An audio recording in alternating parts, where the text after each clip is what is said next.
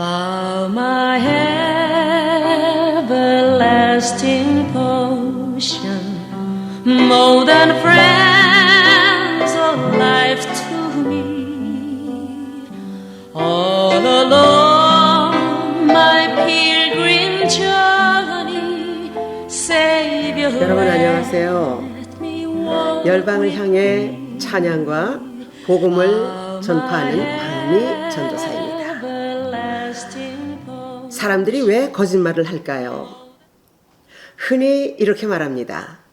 선의의 거짓말이라고 말하면서 거짓말을 포장합니다. 그런데 성경은 분명하게 말씀합니다. 골로새서 3장 9절 말씀입니다. 너희가 서로 거짓말을 하지 말라.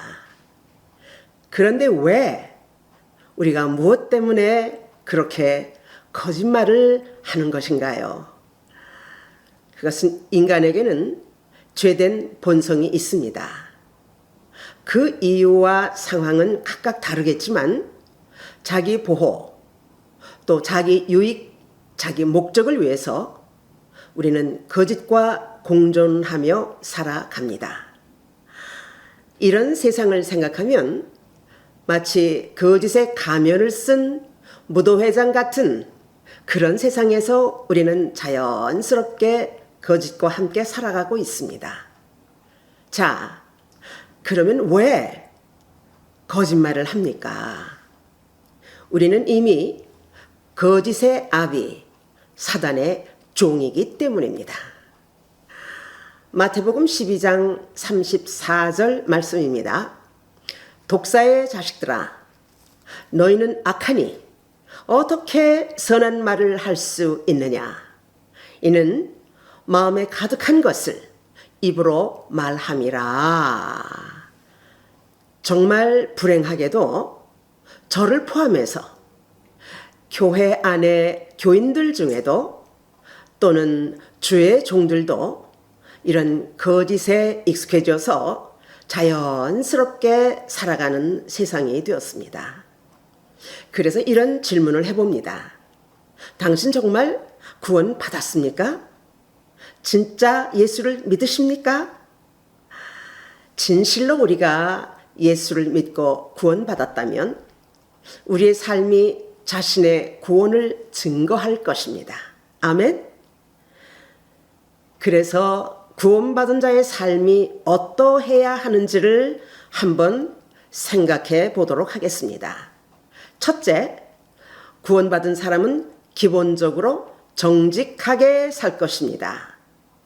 하나님은 거짓을 가장 싫어하시고 정직한 사람을 기뻐하십니다. 잠언서 12장 22절 말씀입니다. 거짓 입술은 여호와께 미움을 받아도 진실하게 행하는 자는 그의 기뻐하심을 받느니라. 아멘. 그런데 성경에는 거짓의 가면을 쓴 사람들이 나옵니다. 더러운 거짓 헌신으로 가면을 썼던 아나니아, 결국은 멸망했습니다. 가룟 유다는 입맞춤으로 제자의 가면을 쓰고 예수를 은 30에 팔았습니다.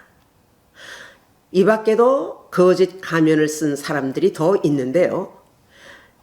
이렇게 자기의 유익을 위해 거짓의 가면을 쓰고 이웃을 해하는 자를 하나님께서는 가장 싫어하십니다.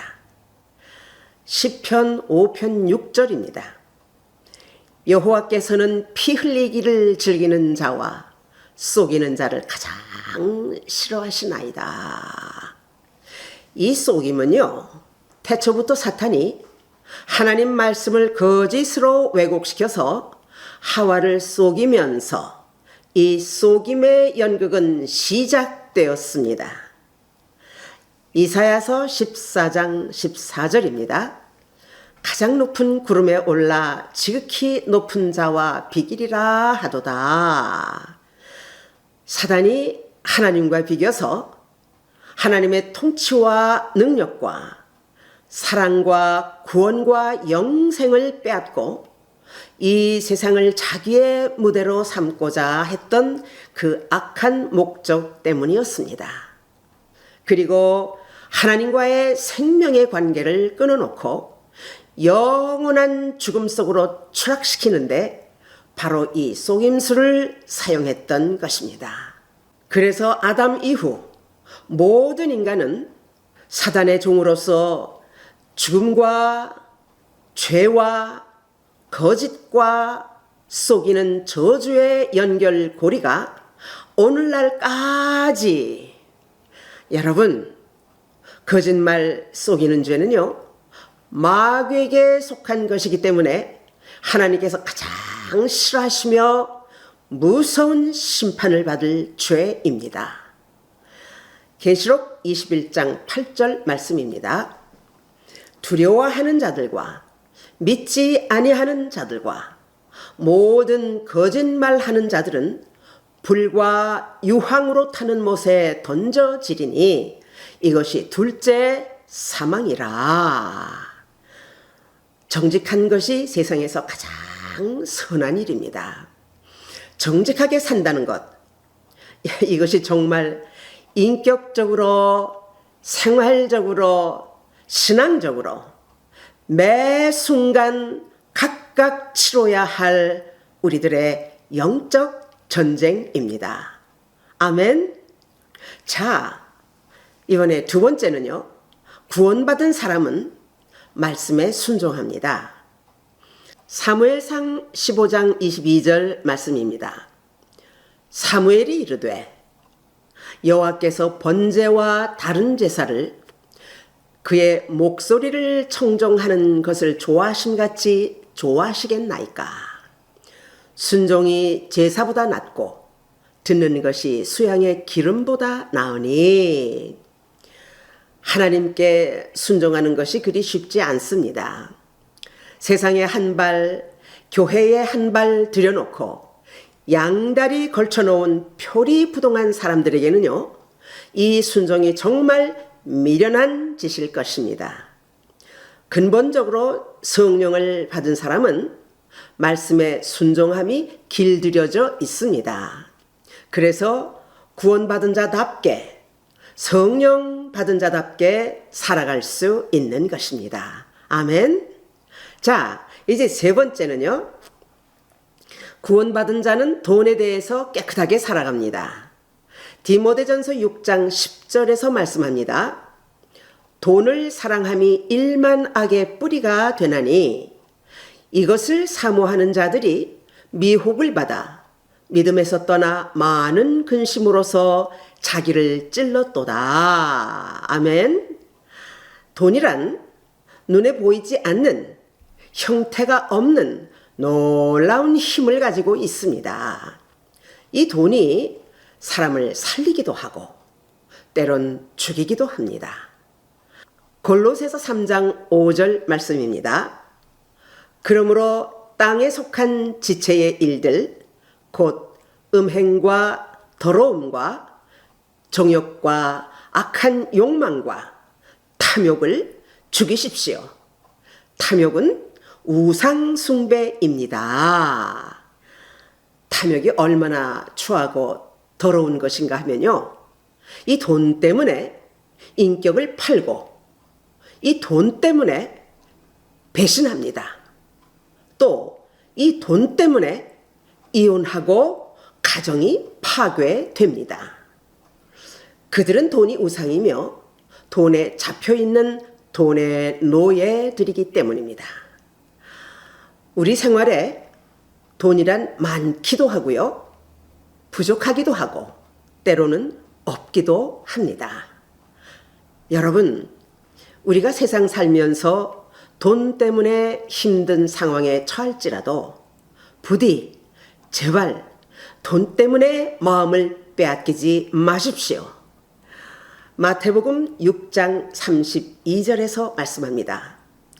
너희 천부께서 이 모든 것이 너희에게 있어야 할 줄을 아시느니라. 아멘. 하늘에 계신 우리 아버지는요, 결단코 우리들을 곤경에 빠지도록 내버려 두지 않습니다. 하나님이 보실 때 진실한 자들, 구원받은 자들에게는요, 꼭 필요한 일에 어떤 문제라도 합당하게 해결해 주시는 분이시라는 것을 꼭 믿으시기를 축복합니다. 아멘. 그래서 우리는 먼저 모든 문제를 하나님께 올려드리고 하나님만 바라보고 기도하면서 하나님께서 해결하심을 기다려야 합니다. 빌립보서 4장 19절 말씀입니다. 나의 하나님이 그리스도 예수 안에서 영광 가운데 그 풍성한 대로 너희 모든 쓸 것을 채우시리라. 할렐루야. 여러분, 우리의 마음이 항상 하나님께 고정되어 있어야 합니다. 그리고 돈에 대해서 우리의 마음이 항상 깨끗하고 진실해야 합니다. 아멘. 자, 네 번째. 그러면 성령 받은 사람, 구원받은 사람은 어떻게 살아야 합니까? 지금 예수님께서 당신에게 무엇이라고 말씀하십니까? 베드로전서 1장 16절에서 말씀합니다. 기록되었을 때 내가 거룩하니 너희도 거룩할지어다 하셨느니라. 할렐루야. 거룩하게 사는 방법은요, 오직 말씀에 순종하는 것입니다. 여러분, 세상을 따라가지 마십시오. 부디 성령보다 앞서가지 마십시오. 오직 성령의 인도하심을 따라 살아가시는 주의 백성들이 되시기를 축복합니다. 아멘.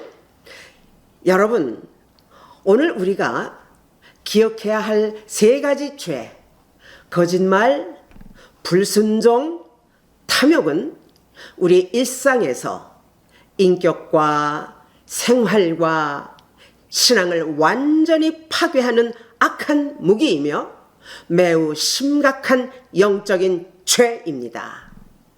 부디 거짓과 거짓 가면을 벗어버리고 정직하고 투명한 삶을 사시기를 축복합니다. 그리하여 최선을 다해 하나님 말씀대로 순종하시기를 축복합니다. 또한 물질에 대한 탐욕을 버리고 더 이상 악을 행하지 마십시오. 여러분, 이제 우리 모두 성령의 지배를 받는 거룩한 삶으로 말미암아 하나님을 기쁘시게 해드리는 저와 여러분이 되시기를 축복합니다. 할렐루야. To be continued. 이 영상은 Living on a Mission of New Light에서 제공합니다. 구독과 좋아요를 부탁합니다. 우리 모두 함께 하나님께 큰 영광이 되실 줄 믿습니다. 대단히 감사합니다. 안녕히 계십시오.